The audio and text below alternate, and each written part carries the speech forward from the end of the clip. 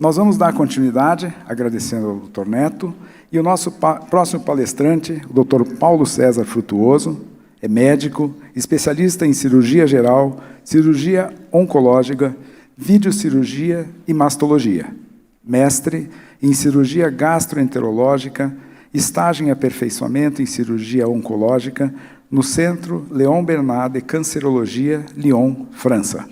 Membro emérito do Colégio Brasileiro de Cirurgiões, CBC. Professor de Clínica Cirúrgica e Iniciação à Prática Cirúrgica da Escola de Medicina Souza Marques, no Rio. Professor e cirurgião do Hospital Universitário Pedro Ernesto da UERJ. Membro associado da ABCG, Associação Brasileira de Câncer Gástrico. Titular da Abrames, Academia Brasileira de Médicos Escritores, cadeira número 9. Membro da Associação Médico Espírita AME Carioca. Conferencista e palestrante espiritualista, membro do Centro Espírita Lar de Frei Luís, no Rio de Janeiro, desde 1978. Dr. Paulo é autor de vários livros, os quais encontram-se também todos disponíveis aqui para venda no simpósio, assim como o Dr. Neto também, a bibliografia está à disposição. E alguns dos livros do Dr. Paulo Frutuoso, nós temos A Face Oculta da Medicina, acho que quase todos conhecemos, né? Espíritos Decaídos Materializados, Reflexões Espiritualistas e Científicas de um Médico, Alienígenas ou Médiums, A Medicina Mediúnica do Futuro, Planos Espirituais ou Universos Paralelos, Câncer, Aspectos Históricos, Científicos e Espiritualistas, Fenômenos de Teletransporte e Materialização de Espíritos. E hoje, aqui, lançando o seu novo livro, Ectoplasmia e Medicina. Lembrando, mais uma vez, que esses títulos estão todos à venda ali no saguão. Então, eu vou convidar o Dr. Paulo. Por favor, seja bem-vindo para essa palestra.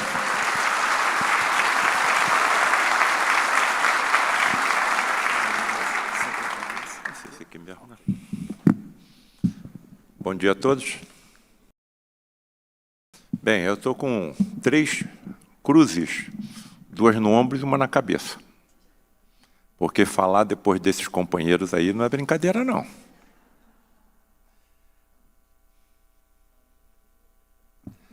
Imensamente grato pelo convite, muito honrado, muito feliz de podermos trazer aqui, mais uma vez, algumas das informações que nós fomos acumulando ao longo de décadas como participantes do maior centro espírita do Rio de Janeiro, o Lar de Frei Luís. Cadê o anjo da guarda do Sérgio? Isso. Muito bem, chegou. Então, o assunto hoje é Medicina e Ectoplasmia, o nome do nosso 9º livro. Aí está o nosso líder, Frei Luís, frade franciscano, já apresentado aqui, mas evidentemente devem haver alguns aqui que estão nos assistindo pela primeira vez. Alemão, que veio para o Brasil na primeira metade do século XX, se radicou na cidade do Rio de Janeiro, na região serrana, onde realizou tamanhos prodígios que foi considerado um verdadeiro santo. Evidentemente, os prodígios que aconteciam com o Frei Luís estavam associados à sua mediunidade. Frei Luís era um poderoso, um ostensivo médium. Bem, repetindo, o maior centro espírita do Rio de Janeiro, o Lar de Frei Luís, é comandado por entidade católica. Ainda associado por outras entidades católicas, Frei Leonardo, Padre Isabel e vai por aí afora. Nós é que nos dividimos. Não existe essa divisão para o nosso governador planetário Jesus. Bem, aqui está, então, a capa do nosso 9º livro. E o que eu procuro colocar aí? Amigos, eu sou médico, sou cirurgião. A maior parte dos pacientes que eu opero são cancerosos. E foram colocados na minha frente determinados fenômenos extremamente raros, dificílimos, perigosíssimos, que eu denomino teletransporte e materialização de espíritos. Se alguém está escutando isso aqui pela primeira vez, saiba que se tivesse um espírito materializado aqui, todo mundo ia ver. Se ele chegasse aqui no microfone e falasse alguma coisa, todo mundo ia ouvir. Se ele exalasse alguma dor, todo mundo ia perceber. Se fosse possível tocá-lo, ele é tangível. está teletransportado e materializado no nosso universo. Eu falo teletransportado porque a apresentação que nós vamos fazer à tarde, até onde eu percebo, quando eu desencarnar, vou ingressar num universo paralelo a esse, que é os que as religiões falam de plano espiritual, plano astral, plano celestial. Para mim, tudo isso hoje é sinônimo. Agora, a manipulação de energia para que isso aconteça é assustadora. Por isso a nossa ciência ainda não acontece. Não acredita. E aí, o que eu estou colocando nesse livro? Eu sou médico. André Luiz é médico. Ele viu os mesmos fenômenos que eu vi do lado de lá. Eu vi do lado de cá. E se nós coadunássemos as informações? Dois médicos vendo os mesmos fenômenos de universos paralelos. Foi o que eu fiz. Só que ele e eu temos um problema. Tamanha é a complexidade do que nós estamos vendo, que nem o André Luiz consegue descrever e explicar como acontecem. Bom, então estamos ainda numa fase da observação. Sem problema nenhum, eu vou chegar lá e vou compreender tudo, eu sou imortal. Eu perguntei ao Sérgio, quando nós estávamos vindo no avião, Serginho, como é que vai estar o teu conhecimento daqui a 100 mil anos, hein? Tecnológico e científico. E como é que vai estar daqui a 1 bilhão de anos, hein? E daqui a 1 trilhão de anos? Nós todos somos imortais. Tivemos um princípio, mas não temos fim. E, aliás, não adianta fugir, hein? Estamos condenados à perfeição. Não adianta fugir. Bem, então, quem é André Luiz? Pergunte aos seus... Quantos médicos tem aqui? 1, 2, 3, 4, 5. Pergunte a seus médicos, ou, se for em algum consultório, quem é André Luiz? A imensa maioria dos meus colegas não sabe quem é André Luiz. Não sabem quem é André Luiz. Então, estamos no limiar, no início de uma estrada longuíssima que não tem fim. Um espírito médico, dentre os que mais frequentemente se manifestaram pela psicografia do médium Francisco Cândido Xavier, autor de 16 livros, o mais conhecido, lido por todos nós, Nosso Lar. Bem, quem foi? Oswaldo Cruz? Carlos Chagas, da maior probabilidade? Algum outro? Bem, por que então ele não utiliza o seu próprio nome? Vamos atrás do Emmanuel. Por vezes o anonimato é filho do legítimo entendimento e do verdadeiro amor. André precisou cerrar a cortina sobre si mesmo. Necessitou despojar-se do próprio nome para não ferir corações amados. Isso tudo está colocado no livro Nosso Lar. Agora, por que um espírito com essa magnitude teve que ficar 8 anos no umbral? Houve algum erro, alguma atitude aí inconveniente durante a sua última encarnação, ou de outras mais anteriores? Bem, eu faço parte de um grupo que se reúne mensalmente para estudo das obras do André Luiz através de live. Um desses participantes, Geraldo Lemos Neto, Geraldinho, durante 20 anos, amigo íntimo, participante dos encontros com conversas particulares com Francisco Cândido Xavier. E eu indaguei a ele, vem cá, Geraldinho, por que 8 anos ele ficou no umbral? Na verdade, Paulo César, ele não ficou 8 anos. Na psicografia original de Chico, ele ficou 2 anos. Na época, o processo de edição, lá para a década de 30, 40, de livros, era manual, e o gráfico se enganou, trocando o número da caixa de letras. Trocou 2 por 8. Bem, Emmanuel e Chico pediram à FEB a correção do texto na 2ª edição, mas a FEB se recusou a fazê-lo, alegando que poderia desacreditar a obra. Então ele não ficou 8 anos no umbral, tá certo? Ficou só 2 e talvez até um pouquinho menos. Bem, qual é a visão filosófica da vida hoje? Vamos lá. Bertrand Russell, filósofo, 1872-1970. O homem é produto de causas que não tinham previsão do fim que estava realizando. Sua origem, suas esperanças e medos, seus amores, suas crenças não passam do desfecho de disposições acidentais. Amiguinhos queridos, entes queridos, amagos, nós não estamos no auditório, nem eu estou em palco, nós estamos na nossa sala conversando. Eu tenho 7 octilhões de átomos no meu corpo. 7 vezes 10 elevado a 27. Tudo isso é obra do acaso. É mole o que mais? Bem, que nenhum fogo, nenhum heroísmo, nenhuma intensidade de pensamento ou sentimento pode preservar para a vida além do túmulo. Então, para a filosofia e para a grande parte da ciência, a vida começa na hora que o espermatozoide se une com o óvulo e acaba na hora da morte. Acabou. Bem, olha aí, tudo é obra do acaso. 46 cromossomas, 30 mil genes, mais ou menos, 20 aminoácidos. Por que não é 19? Por que não é 21? Por que não é 22? 100 mil proteínas, 3.200 bilhões de pares de bases, mais 3.200 bilhões de nucleotídeos, genoma codificador, vai por aí afora. Amigos queridos, eu só preciso de 2% do ADN para compor um corpo igual ao meu. Para que os outros 98%? Sabe o que os nossos geneticistas e pesquisadores que ficam a vida inteira estudando isso estão nos dizendo? Que a nossa evolução como espécie humana não terminou. E à medida que fomos evoluindo, trechos maiores do ADN serão utilizados na confecção dos corpos masculinos e femininos do futuro. E nós seremos, como reencarnaremos, óbvio, mais resistentes a uma série de doenças, como as infectocontagiosas, alérgicas e até o próprio câncer. Uma das pedras, das pernas que sustenta o câncer é uma falha do nosso sistema imunológico. E atenção, esse sistema imunológico é sensível até uma depressão ou trauma psíquico. O nosso sistema imunológico é sensível até um trauma psíquico. A maior parte dos pacientes que eu opero com câncer são portadores de câncer de mama.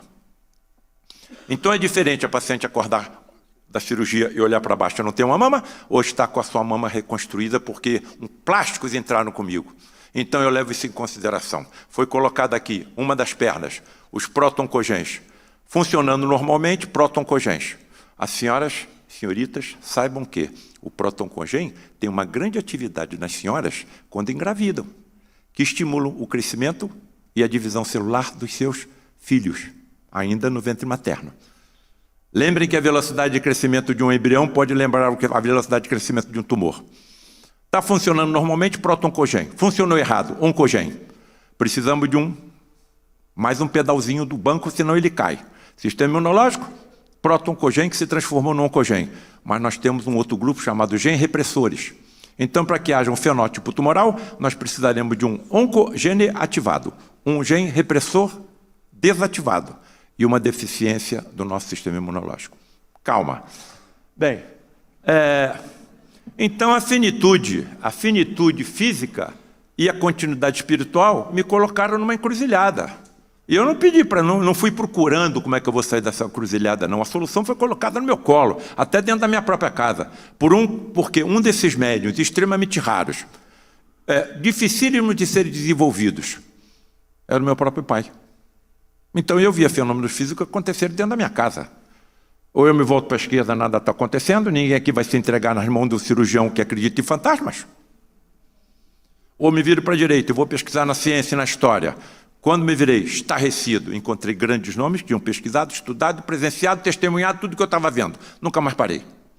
Bem, evidências científicas da continuidade da vida, experiências quase-morte, terapias de vidas passadas, fenômenos psíquicos, digamos, mediúnicos, psicofonia, psicografia, clarividência, xenoglossia, tudo que a gente conhece. Xenoglossia. Ô, doutor Paulo César, o que é xenoglossia?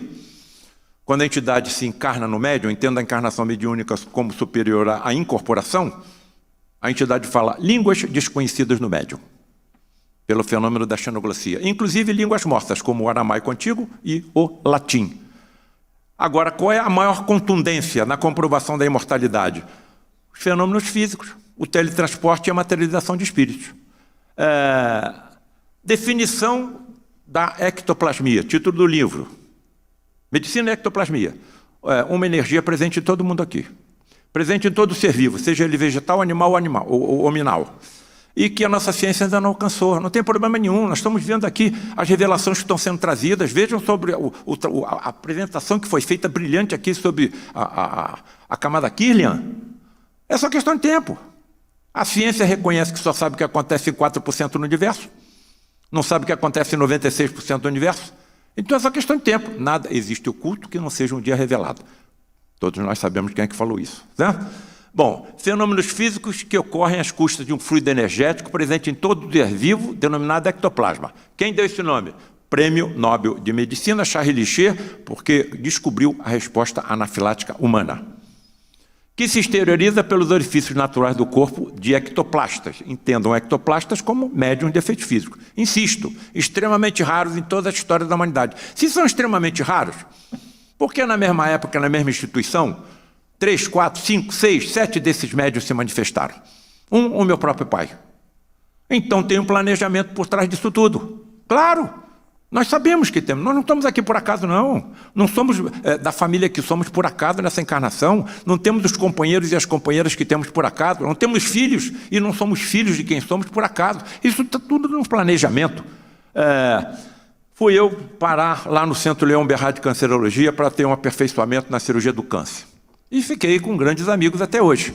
Olhem o presente que um desses amigos franceses me enviou. Segure-se na cadeira para não cair. Um livro denominado A Saga do Ectoplasma, uma enquete crítica e objetiva sobre os fenômenos de materializações mediúnicas de ontem e de hoje, lançado em 2012. Olha o número de páginas desse livro, 828. Então não somos só nós que estamos estudando, não. Existem pesquisadores trabalhando, às vezes, na surdina, na oculta, em todo o planeta. Então, aos poucos, isso vai se conjugando e todas essas verdades vão permear a Terra inteira. É só questão de tempo. As religiões me levaram até onde podiam ter me levado, a fronteira da morte. Não mate, não preste falso testemunho, não minta e outra coisa, tu vai ficar vivo depois da morte, tá bem? Sim. O que mais? Nada. Que espécie de corpo eu vou ter? Onde é que eu vou trabalhar? Ou não vou trabalhar? Vou estudar? Quem vai me sustentar? Onde eu vou morar? Criança continua crescendo, idoso rejuvenesce, cego volta a chegar, paralítico volta a andar. Eu não sei nada. Então agora está na mão de quem? Da ciência, que vai se aproximar das religiões e comprovar que tudo que elas pregam é verdade. Acabou. E aí tu vai matar quem, se não existe morte? Bom, conclusões de uma análise microscópica feita. Algumas dessas materializações, em que a entidade é teletransportada e se recobre com moléculas de ectoplasma e se torna visível e tangível, foi retido antes que todo o ectoplasma voltasse ao corpo do médium, que está desmaiado, em sono profundo, muito provavelmente pela produção de grande quantidade de melatonina, o hormônio do sono pela epífise. Conseguiu-se reter parte e foi levado para estudo. O que se concluiu no estudo desse fragmento de ectoplasma? Células, linfa, numerosos leucócitos, flocos de gordura, micro-organismos. Não acredito, o micro-organismo deve ter sido contaminação do material. Fragmentos de membrana mucosa, resíduo de cinzas, não sei. E outras pesquisas foi detectado ainda albumina, cloreto de sódio e fosfato de cálcio. Mas nada. Então eu continuo engatinhando no escuro.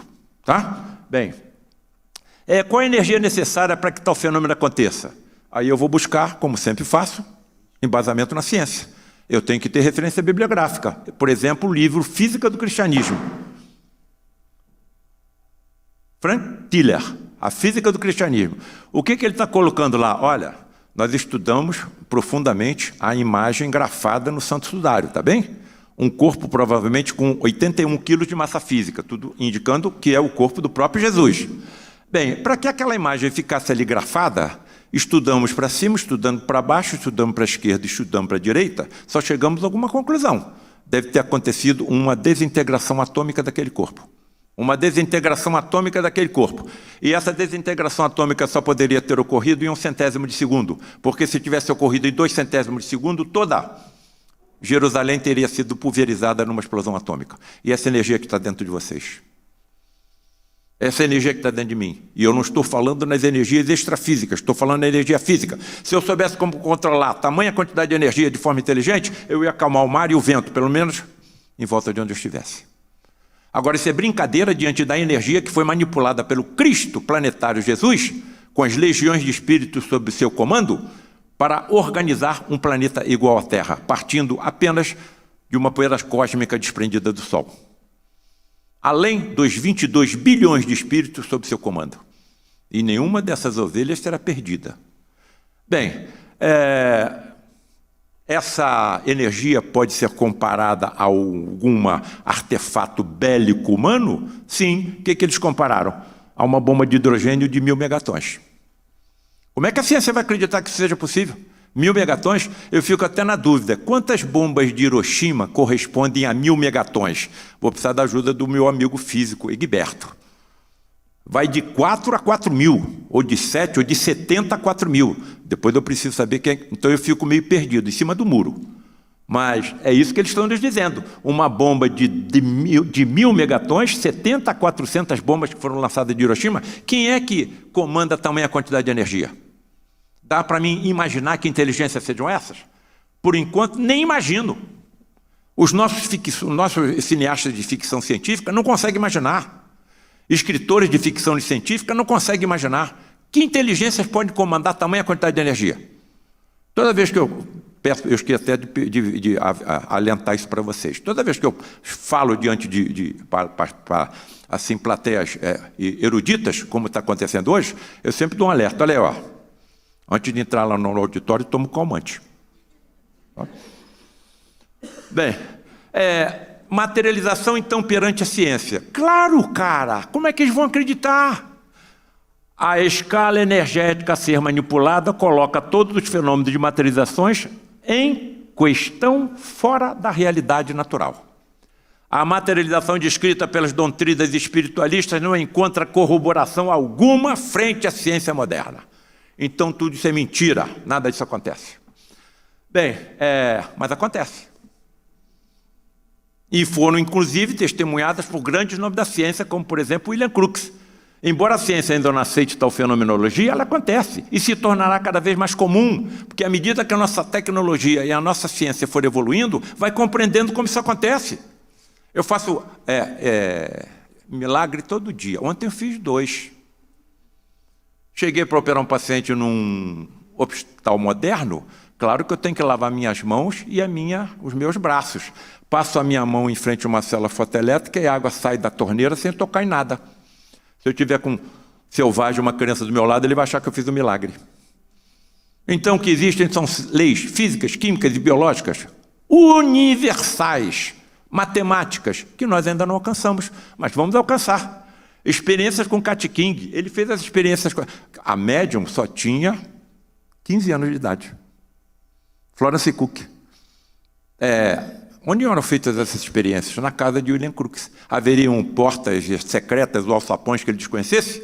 Quem o acompanhava? Seus entes queridos e seus amigos íntimos.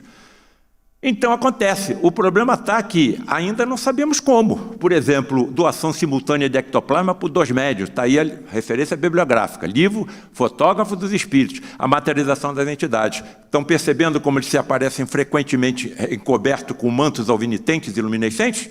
Não foi isso que deu origem às histórias de fantasmas cobertos por lençóis no passado? Coloque isso nessa reflexão. Bem, estão reconhecendo esse médium aí? Vejam que, através da ectoplasmia de um médium masculino, se materializou um espírito feminino. Irmã Josefa. E, segundo ele, as materializações de espíritos, nós consideramos-las os mais elevados fenômenos realizados pelos espíritos no nosso mundo, comparável só às viagens dos astronautas no seu esforço por atravessarem o cosmos e pousarem no outro mundo. Está no livro Páginas de uma Vida. Os mais importantes fenômenos mediúnicos chegados à nossa humanidade. Hein?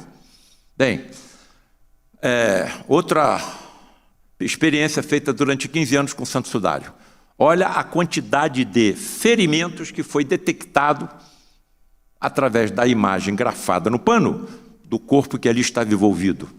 250 ferimentos, inclusive o atravessamento do tórax por uma lança, como aconteceu com Longinos, foi ele que atravessou o tórax de Jesus, e segundo os estudos do patologista, o pericárdio foi atingido, o coração foi atingido.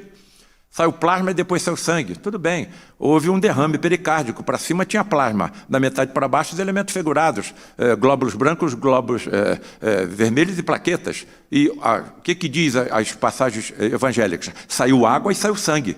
Se chegou lá no plasma, saiu o plasma pela ferida, o que eu ia pensar se eu visse isso acontecer há 2000 anos? Saiu água e depois saiu sangue.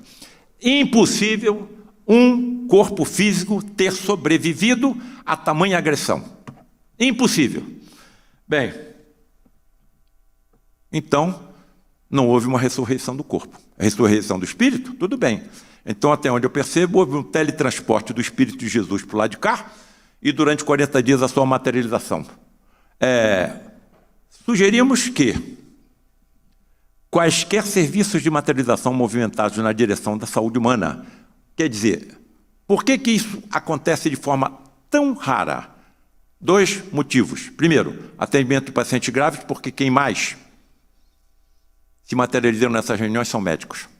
Segundo, lampejos, clarões, lá no horizonte do que será a medicina mediúnica do futuro, o título dos nossos livros, onde os médicos, nós seremos ostensivos médiums, teremos ultrassentidos evoluídos ao que temos hoje, como, por exemplo, a visão por transparência, a visão microscópica, a visão ultramicroscópica, a visão... e vai para aí fora. Doutor Paulo César, o senhor tem certeza que o senhor está absolutamente assim, consciente do que o senhor fala? O senhor não está maluco, não?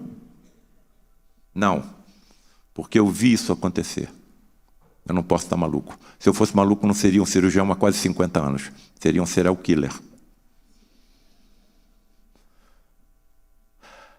Então, coloco aos amigos que aqui se encontram, que nos honram com a presença, 4 reflexões. Então, eu vou pedir para essas reflexões a ajuda do pensador de Rodin, tá bem? E se o médico estivesse presente em uma dessas reuniões? E se quem se teletransportasse nessas reuniões fossem médicos que já morreram, desencarnaram, se teletransportaram e se materializaram? E se fosse possível diálogo entre esses médicos, um que ainda aqui está, ou outros, e esses que se teletransportam e se materializam? E a 4ª reflexão: e se tais diálogos se prolongassem por 40 anos? 40 anos foi exatamente o que aconteceu comigo. Eu posso voltar? Voltar para onde? Começar tudo outra vez? Tudo aconteceu. Estrela de Belém, não. Se uma estrela tivesse se aproximado, nós não estaríamos aqui. Bota aí um objeto voador não identificado. Existe vida em todo o universo. O assassinato de Jesus na cruz, a sua materialização durante 40 dias, o Sermão da Montanha, tudo aconteceu e precisa ser insistentemente relembrado. Só que eu não posso ficar paralisado ao que aconteceu há 2000 anos atrás. Eu quero saber como aconteceu. O que aconteceu, aconteceu. Como? Bem, tamanha foi a quantidade de informações que a gente se viu na obrigação de colocar isso em público. Se eu não tivesse escrito nada, vocês nem saberiam que eu conheço, que eu existo. De repente seria até melhor. Né? Tamanha foi a quantidade de informações que nós já estamos aí com 9 livros e já estou trabalhando no último. Agora, esse último aí eu vou precisar da ajuda de vocês, hein? Vou mostrar por quê no final. Bem, vamos conjugar com as informações que o André Luiz coloca nos livros dele com aquelas que nós presenciamos, certo? Essa que é a intenção desse nosso livro. Mecanismo da mediunidade. Se a personalidade encarnada acusa a possibilidade de largas desarticulações das próprias forças anímicas, entendam forças anímicas até como as energias ectoplasmáticas extrafísicas, encontramos aí a mediunidade de efeitos físicos, suscetível de exteriorizar-se em graus diversos. Ah, entendi. Então, se não houvesse os fenômenos físicos causados pelas energias anímicas, extrafísicas, ectoplasmáticas, o espiritismo não existiria. Porque o que atraiu Allan Kardec para a fenomenologia foram as mesas girantes. Se a mesa se eleva, ou a cadeira, alguma força energética está em funcionamento. O que não pode é a mesa responder a pergunta. A mesa vai responder sim ou não? Não. Não, tem inteligências por trás dessa estrutura. Isso não pode ser obra do acaso, certo? Bem, então foi isso que levou à abertura do codificador, tá certo? O trabalho do codificador. Essa fotografia foi feita por um médium gaulês chamado Jacques Weber. Percebam que ele, amarrado na cadeira, conseguiu-se fotografia de bastões de ectoplasma se exteriorizando pelos seus orifícios naturais do corpo, se exterioriza principalmente pela boca, pelo nariz e pelo ouvido, e na sua extremidade, formações digitiformes similares a dedos também se formaram. E se aquelas formações digitiformes englobassem, agarrassem o pé de uma mesa e aí elevassem? Se você não estiver vendo o ectoplasma, se ele não estiver iluminado, luminescente, ou se ele não estiver solidificado, você não vê. Mas ele eleva o objeto. Então, não existe levitação, existe sim uma energia que está sendo utilizada que os nossos pobres 5 sentidos não alcançam, mas que tem inteligência por trás, tem. Até onde, Paulo César, vai essa energia? Você tem ideia de quanto é que você pode manipular com a tamanha quantidade de energia? Talvez. Por que eu escrevi esse livro aí? Estou sentado na sala da minha residência, tranquilo, assistindo um documentário chamado Alienígenas do Passado. 3º capítulo, 8º minuto. 3º capítulo, 8º minuto. Nunca saiu da minha cabeça. Aí o camarada disse o seguinte, olha, vamos estudar como é que essa estrutura foi construída. 2.600.000 blocos de pedra foram colocados aí, pesando entre 6 e 80 toneladas. Retirados de uma pedreira localizada a 900 quilômetros, há mais de 4.000 anos antes de Cristo, onde não se conhecia a roda nem o ferro. E essa elevação, que é a mais alta construção humana até a Torre Eiffel, ela foi elaborada ao longo de 20 anos. Então tinha que botar um bloco de pedra a cada 2 minutos e meio. Eu estou ouvindo. Eu estou ouvindo. Só tem uma explicação. Tecnologia alienígena entrou nessa história. Então aquilo não era túmulo. Isso aí provavelmente eram pontos de transformação ou de transmissão de energia. Eu estou olhando, tranquilo. Daqui a pouco o cara fala o seguinte, foram encontradas algumas escrituras em túmulos do Egito Antigo que dizem que, segure-se na cadeira para não cair, como eu caí, os mestres construtores colocavam uma estranha substância branca sobre as pedras e assim as deslocavam facilmente. Ectoplasma. O que vocês acham que aconteceu comigo? Caísse. Cara, a mediunidade era muito conhecida no Antigo Egito. Quem mandava no planeta era o sacerdote, não era o faraó. Será que eles não teriam médium de efeitos físicos? Será que aquelas câmeras não serviriam para acúmulo do ectoplasma e ali serem utilizadas na transposição dessas pedras? Qual é o problema de nós termos ajuda alienígena nessa história? Se são civilizações ultra evoluídas em relação a nós, eles não saberão da existência dessas energias extrafísicas? Vou escrever outro livro. Alienígenas ou médiums? E seja o que Deus quiser. Coloco o testemunho de tudo que eu vi e coaduno com as informações que a ciência está transmitindo, a ciência e a história. Bem, por que as materializações são permitidas? Como eu falei, doente, atenção, hein? Doentes que a nossa medicina pouco pode ajudar, principalmente cancerosos. O acaso não existe, a área que eu mais atuo. A maior parte dos pacientes que eu opero são cancerosos, certo? Bem, vou levá-los para dentro do santuário do Frei Luís, do lar de Frei Luís, onde os fenômenos aconteceram. Querem vir comigo? Querem vir comigo? Tudo bem, não fiquem com medo não, estou com vocês, tá bem? Primeira coisa, o ideal é que esse santuário, que esse local, seja incrustado perto de vegetação, perto da natureza. Quem subia comigo era o meu pai, médio vidente, além de médio de efeitos físicos. Enquanto nós subíamos na direção do santuário, ele ia vendo bioquímicos, técnicos, recolhendo energia das folhas, dos troncos, das raízes, das flores, dos animais e carreando para dentro do santuário. 70% da energia sai do médium, os outros 30% da assembleia que o acompanha e da natureza em volta do santuário. E atenção, se alguém for participar de uma reunião dessa, lembrem que essa energia é sensível ao próprio pensamento. Então eu não posso entrar numa reunião dessa pensando na festa que eu tenho que ir hoje à noite, no aborrecimento que eu tive na minha casa ontem, nas contas que eu tenho que pagar segunda-feira. Porque eu estou criando brechas para que inteligências, hein? Não estou chamando de ignorâncias, não. Sabem como manipular essas energias de forma negativa. E lembrem que nós estamos habitando um planeta de provas e de expiações. Bem, estão subindo comigo. Vocês estão vendo aqui? Quer que eu saia da frente? Está dando para ver? Bom, vamos entrar então no santuário.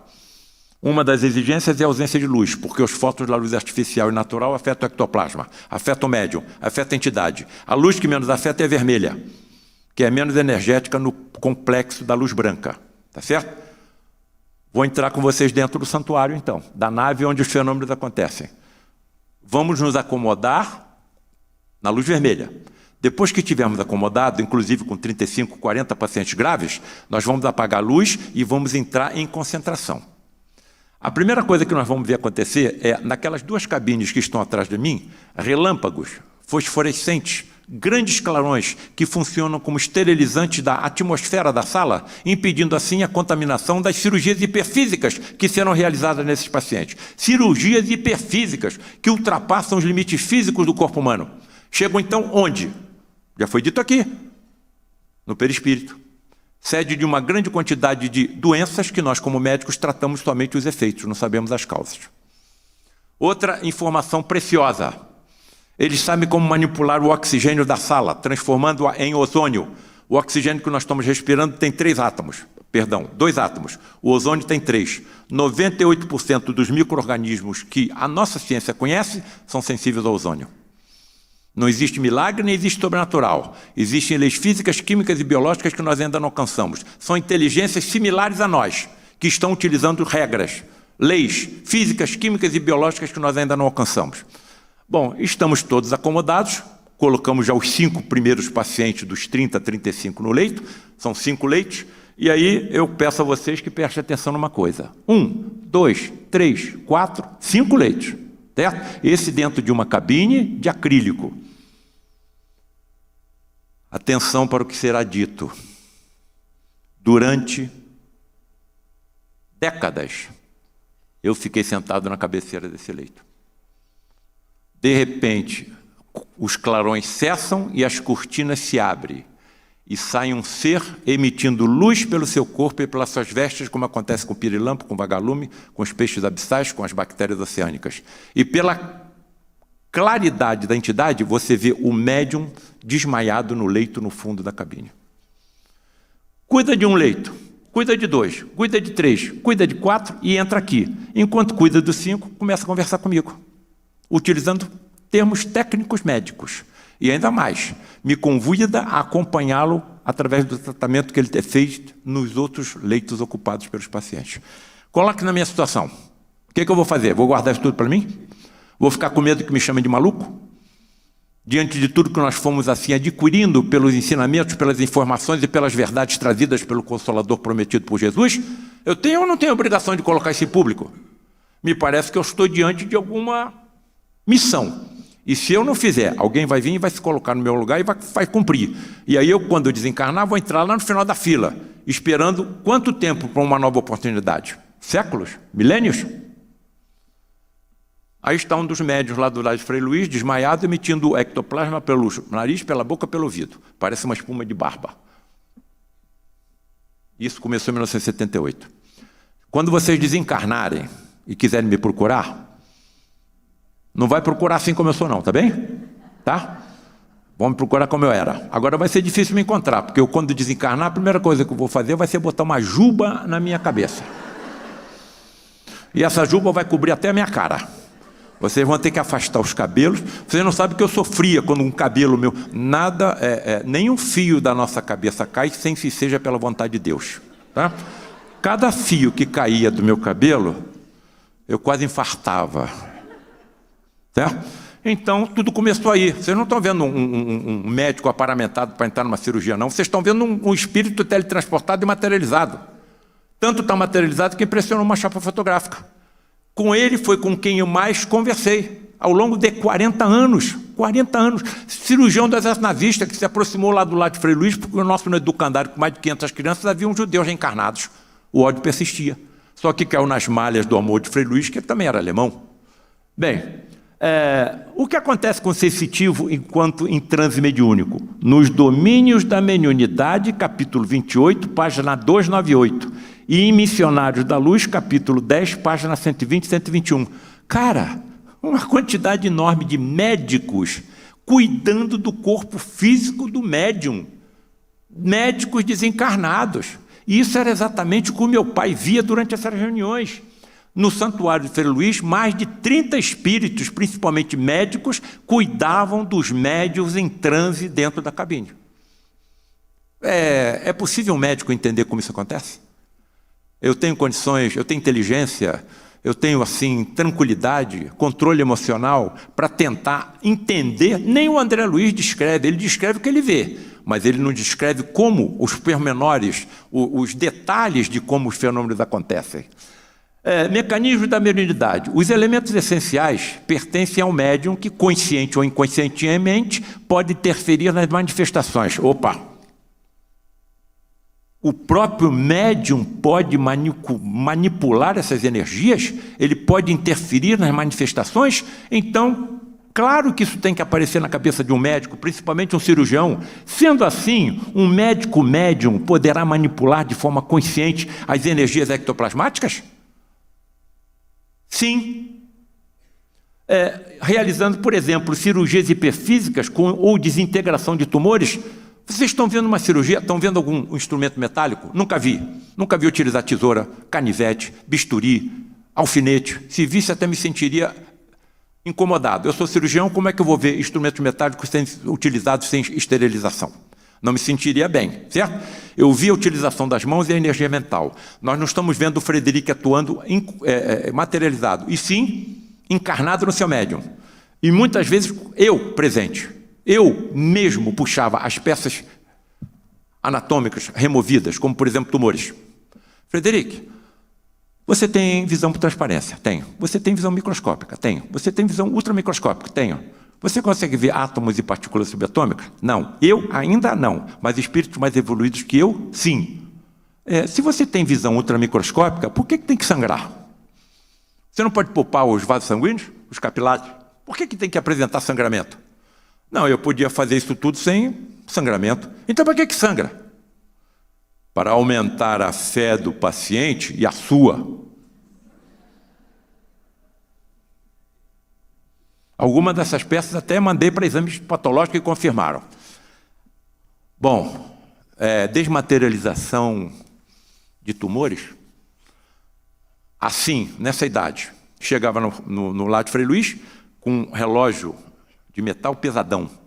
Ficávamos numa reunião pública, sentados numa sala onde eram atendidos os pacientes mais graves pelo Frederic. Ficávamos em concentração, eu e mais 10, digamos assim, colaboradores de Frederic. Enquanto na penumbra ele cuida dos pacientes, nós ficávamos orando para que tudo corra bem, criando uma psicosfera na sala adequada. Acaba a reunião. O relógio que eu colocava na bancada ao meu lado tinha desaparecido. Ué, mas ninguém chegou perto de mim? Cadê meu relógio? E o presidente Luiz da Rocha Lima, o maior homem que eu conheci na vida, profundo estudioso dos fenômenos mediúnicos, da ciência da mediunidade, sempre vinha para saber se tinha tudo corrido bem. Acabou a reunião. Doutor Rocha Lima, o meu relógio desapareceu e ninguém chegou perto de mim. Não traga objetos metálicos para cá, nem preciosos, porque a manipulação de energia dentro dessa sala é tremenda. Chamem o médium Gilberto Arruda de volta, por quem Frederic atuava. Gilberto já estava no carro, foram lá, pegaram ele e trouxeram. E o Rocha Lima, na penumbra, disse o seguinte: Gilberto, coloque a sua mão espalmada sobre a minha. Colocou. Entre em prece, estava eu, mais um colega médico, Rocha Lima e Gilberto. Só 4 pessoas na sala. Ficamos alguns segundos em concentração, orando. De repente eu vejo o corpo do Gilberto sofrer um tremendo estremecimento e o estremecimento se transmitir ao corpo de Rocha Lima. Nesse momento ele desloca a mão dele, de Gilberto, estende na minha direção e fala: aqui está o seu relógio, não o traga mais para cá. Espíritos mal intencionados o desmaterializaram e nós conseguimos a recuperação.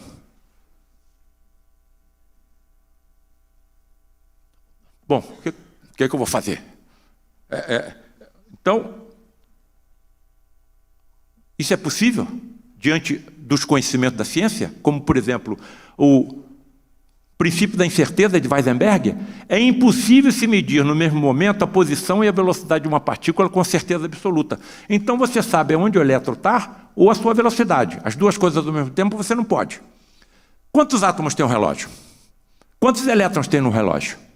Como é que é possível teletransportar entre o universo um objeto desse e depois recuperá-lo? Há condições de nós analisarmos, avaliarmos, imaginarmos que inteligências serão essas? Agora, curiosamente, o que ele disse? Olha, espíritos mal intencionados. Então eles podem ser taxados de tudo, menos de ignorantes. Nós estávamos num avião ontem, eu e Edson, Sérgio. Sérgio, contei essa história para ele, lembrei. Você já pensou se nós estivéssemos nesse avião e aqui houvesse, entre a tripulação ou os passageiros, algum médio de efeitos físicos?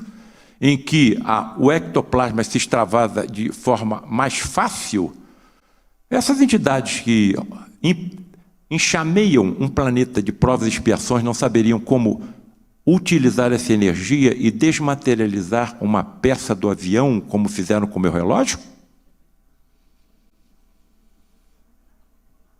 Então, se isso não acontece, é porque nós estamos sob a proteção de um Cristo planetário, Jesus, com legiões de espíritos sob seu comando. Paulo César, por que o ectoplasma se extravasa com mais facilidade do médio de efeito físico? Vou cair na apometria. Até onde eu percebo, um dos envoltórios chamado tela búdica, que impede que nós sintamos o toque dos espíritos que aqui estão, neles é mais delgado e fenestrada. Por isso, o ectoplasma se extravasa com mais facilidade. Mas isso tem um tremendo problema para esses médios. Eles são grandes devedores de vidas passadas. Do nada sentem bofetadas, puxões de orelhas, puxões de cabelos, pontapés, socos. Vejam a sina desses homens e mulheres, tão importante na evolução do nosso conhecimento extrafísico ou, digamos, espiritual. Como esses espíritos conseguem teletransportar objetos? Pergunta feita por Wagner Assis ao espírito Charles Pierre, que se manifestou muito tempo no lar de Frei Luís e no Padre Pio, no Rio de Janeiro, materializado. Resposta: os átomos do objeto são desmaterializados, transportados pelo espaço e rematerializados onde querem. Cara, será que eu posso fazer isso no futuro como médico médium, já que eu vou e volto, e cada vez mais inteligente? Bom, cálculo de vesícula também é feito de átomos. Cálculo no rim também é feito de átomo. Será que foi isso que aconteceu com o palestrante que me antecedeu? Tumores malignos no pulmão também, no fígado, no cérebro. Então, se eles sabem como desmaterializar átomos e até rematerializar, o médico do futuro, com seus ultrassentidos e o controle positivo das tremendas energias em nós existentes, saberá fazer isso? Se eu tiver uma visão que alcance até o átomo e as partículas subatômicas, vou detectar a transformação maligna de uma célula já no seu gene, ou no oncogene, ou no gene repressor. Eu vou poder detectar a depressão imunológica pela qual ela passou. É isso que está se descortinando à nossa frente? Uma ciência assustadoramente mais profunda e complexa do que tudo que possamos imaginar? Como é que eu posso voltar, se isso me foi mostrado? Por que esses fenômenos ectoplasmáticos ainda são tão raros na Terra? Por quê? Nós sabemos. Drogas, racismo, suicídios, pedofilia, assassinatos, fundamentalismo, guerras, corrupção, prostituição, abortos. Então a psicosfera do nosso planeta é completamente inadequada para que tais fenômenos aconteçam. O que um terrorista não faria com essa energia presente no seu corpo físico e extrafísico? Não chegou o momento.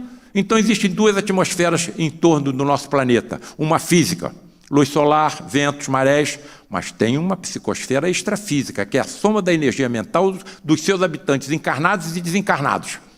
Qual é a psicosfera de um planeta em que isso acontece de maneira que nós sabemos? Estamos colocando tijolos em telhado de zinco, vão desabar. Sabe como? Pandemias, maremotos, tsunamis, guerras e vai por aí afora. Esse é um planeta de provas e expiações que ainda habitamos em vias de transformação para um planeta de regeneração. Bem, já caminhando para o final, Alexandre tomou pequena quantidade daqueles eflúvios leitosos, ectoplasma, o André Luiz está vendo lá de lá, que se exteriorizavam particularmente pela boca, narinas e ouvido do aparelho mediúnico e começou a manipulá-lo. Olha o que o André Luiz está descrevendo no livro dele. Aos poucos vi formar-se sob meus olhos atônitos um delicado aparelho de formação. Ele viu a constituição com o ectoplasma de uma laringe. É o que eles fazem no fenômeno da voz direta. No Santuário do Frei Luís tem um cone, 2 cones de alumínio desse tamanho, pintados com tinta fosforescente. Na escuridão nós vimos o cone elevar-se até o teto da sala, funciona como uma trombeta, não é? Um amplificador, descer e o seu bocal menor se encaixa entre as cortinas da cabine.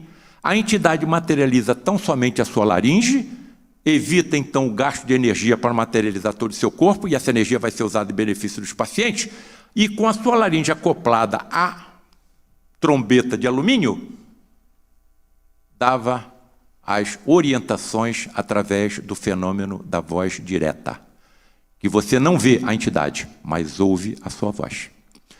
Bem, então, o que o André está descrevendo? A formação de uma laringe. Veja o que aconteceu aqui com o amiguinho de vocês, doutor Paulinho. Tá? Professor meu, tudo que ele sabia de cirurgia do câncer me ensinou, durante 20 anos. Aí desenvolve uma insuficiência mitral. O coração bombeia o sangue para frente, como a válvula mitral está insuficiente, volta para trás. E se acumula no pulmão, uma asma cardíaca. Não estava conseguindo mais operar os seus pacientes, como eu era o primeiro assistente, eu estava realizando as cirurgias para ele. Não acreditava em nada. Inclusive, chegou a comparar o grupo do Frei Luís à colônia do Jim Jones, onde mais de 1000 se suicidaram. Nós éramos um grupo de fanáticos. Me aproximei, tomei coragem, já estava indo para o Instituto do Coração colocar uma prótese cardíaca. Professor, eu sei que o senhor não acredita em nada, ninguém vai lhe cobrar nada. O senhor aceitaria de uma dessas reuniões que eu participo no Lar de Frei Luís comigo? Quem sabe o senhor seria, assim, ajudado? Claro que aceitou. Foi levado, colocado naquele leito dentro da cabine onde ficava na cabeceira, e o Frederic sai da cabine, encarnado no médium, nu, da cintura para cima. Se aproxima do leito, coloca a mão numa lâmpada elétrica azul sobre o leito, aumenta a luminosidade, fica fraca, mas suficiente para que eu pudesse ver, e me chama para o falselado. E eu não estava sozinho, mas 3 colegas médicos comigo, inclusive o Ronaldo Luiz Gazola, que durante 7 anos foi secretário de saúde do Estado do Rio de Janeiro. E Luiz Augusto Queiroz, cardiologista. José Carlos Campos, anestesista. 4 médicos. Desabotou a camisa do nosso irmão. Desabotou. Meu irmão, não duvide do que você vai receber, porque a sua dúvida pode dificultar o que ele foi autorizado. E começa a massagear o tórax do meu professor.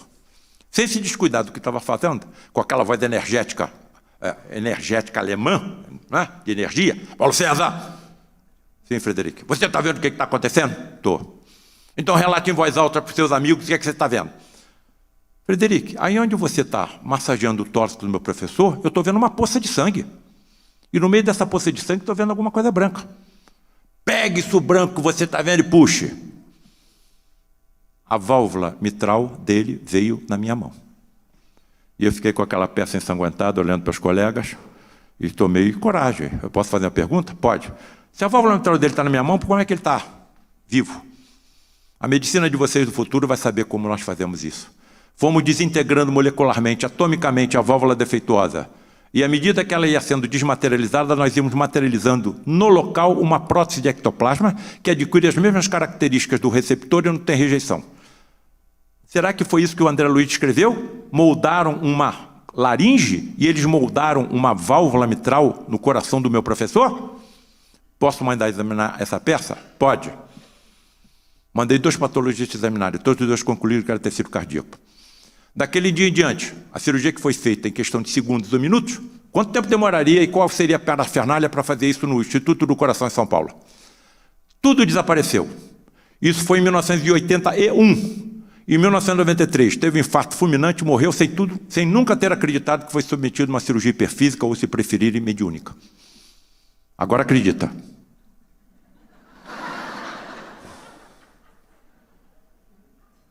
O cardiologista pegou a peça, eu coloquei na peça na mão do cardiologista. Ele virou e falou assim, Paulo César, até a cordoalha tendinosa está aqui. Um grupo de filamentos que impedem que a válvula mitral abra mais do que deva. Quem estava me dizendo isso era um cardiologista. Eu não pude como negar. Bom, para terminar, tá bem? Estão me recanciando aí? Em novembro de 2022, eu sofri uma compressão de 3 vértebras na minha medula e fiquei hemiplégico. Todo o meu membro esquerdo ficou sem movimento. Dor intensa. E sem poder parar de trabalhar nem de dar aula. Bem, e aí uma série de fenômenos extremamente estranhos aconteceram comigo. Os colegas do Pedro Ernesto, da Universidade Pedro Ernesto, tudo que podia ser feito foram feito. Inclusive me colocaram na sala de cirurgia, fizeram infiltração com anestésico e corticoide na medula, nada resolveu. Bom, então vamos operar o Paulo César, vamos tirar a parte das vértebras que está comprimindo a sua medula. Tá bom. Aí chego no hospital para fazer o ambulatório às 7 horas da manhã, às 10 horas tinha que subir para a sala de cirurgia. Vou na farmácia em frente ao hospital e compro um analgésico mais forte, para ver se andava 3, 4 passos, a dor ia ser intensa, eu tinha que parar. Compro o remédio, chego na caixa para pagar, abro a carteira. Todos os meus cartões tinham desaparecido.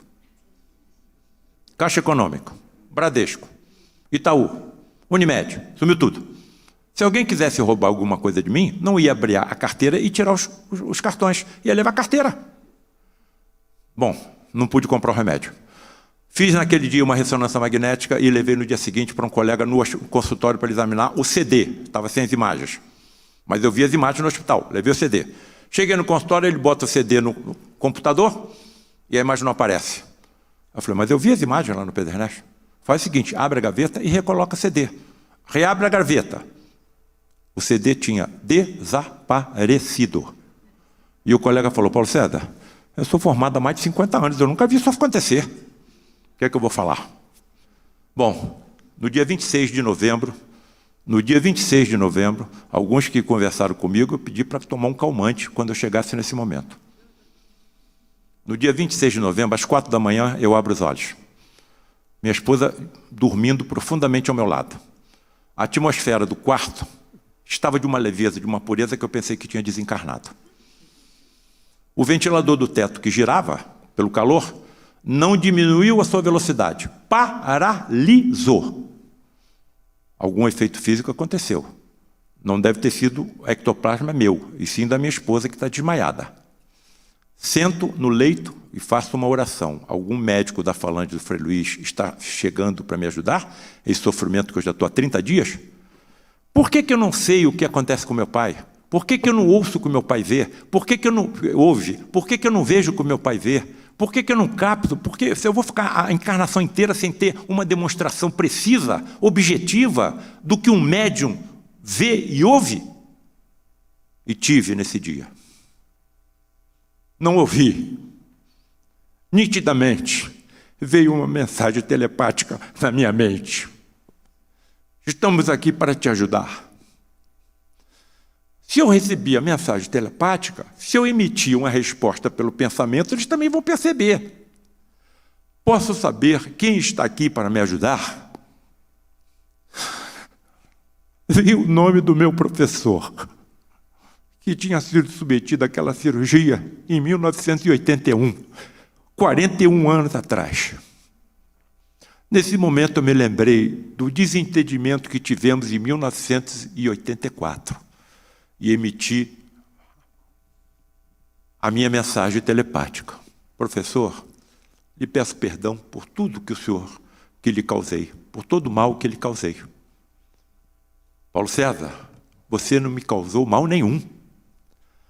Professor, lhe peço assim, imensamente agradecido, lhe agradeço profundamente tudo que o senhor me ensinou na cirurgia do câncer.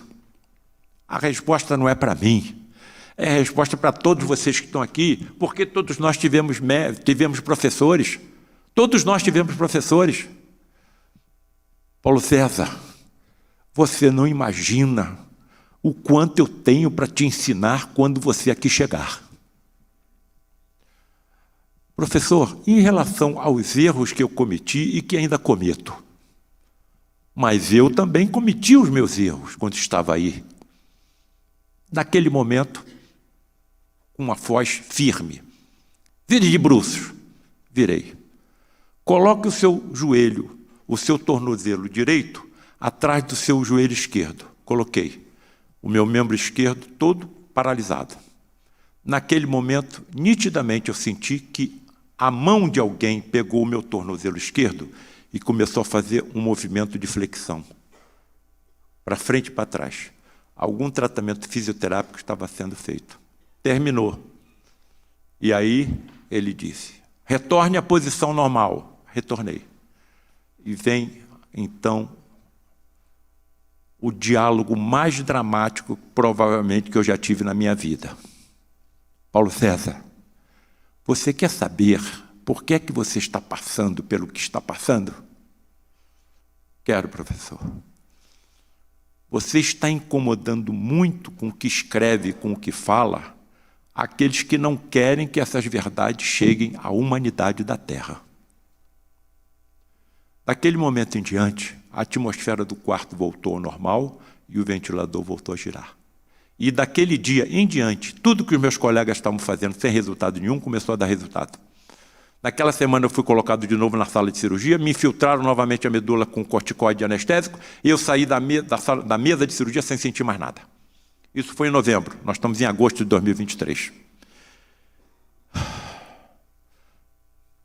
Bem, para terminar.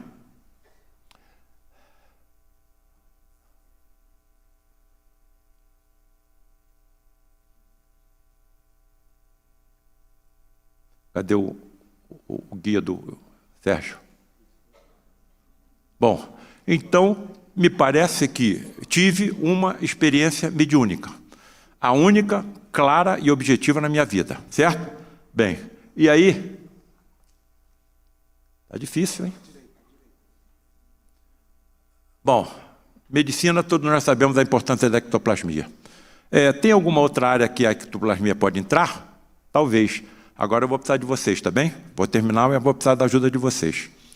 Essa médium inglesa foi presa durante a Segunda Guerra Mundial, porque através dela, marinheiros que estavam em navios afundados pelos nazistas, pereceram, morreram e estavam se materializando através da ectoplasmia dessa médium.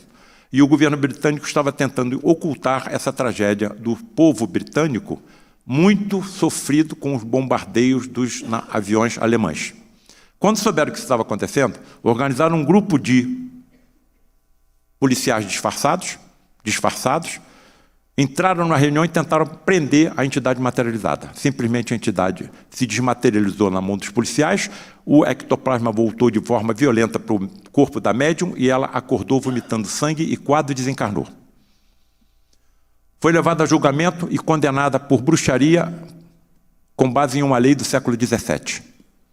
Quando ela estava sendo julgada, o advogado disse o seguinte, pediu ao juiz, Excelência, o senhor permite que nós montemos aqui uma sessão de ectoplasmia para que o senhor veja o que acontece com essa ré? Não, porque eu não vou transformar o meu tribunal em um circo. Eu falei isso, sabe aonde? Na Ordem dos Advogados do Brasil, onde eu fiz uma conferência, uma palestra para homens e mulheres da lei. Eu saí de lá com uma outra ideia. Se isso aconteceu com essa médium, nos tribunais do futuro, assassinados poderão se materializar e revelar tudo o que aconteceu com eles. E aí pensei em escrever um 10º livro, mas eu preciso de vocês, tá bem? Justiça e ectoplasmia. O que é que vocês acham?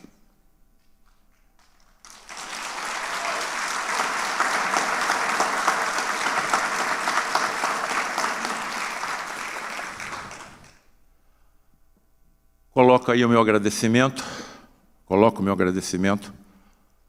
ao guia e modelo da nossa humanidade, Jesus. Que Ele nos ampare, que Ele nos proteja desse planeta que nós estamos habitando. A nossa responsabilidade está sendo cada vez maior. Temos certeza de que somos imortais. Vamos e voltamos. Vamos voltar onde? Na Ucrânia? Na Rússia? Na China? Nos Estados Unidos? Vamos voltar em algum país islâmico onde as nossas irmãs são consideradas seres inferiores? O que acontecerá com esses pioneiros que levarão essas verdades a esses planícies?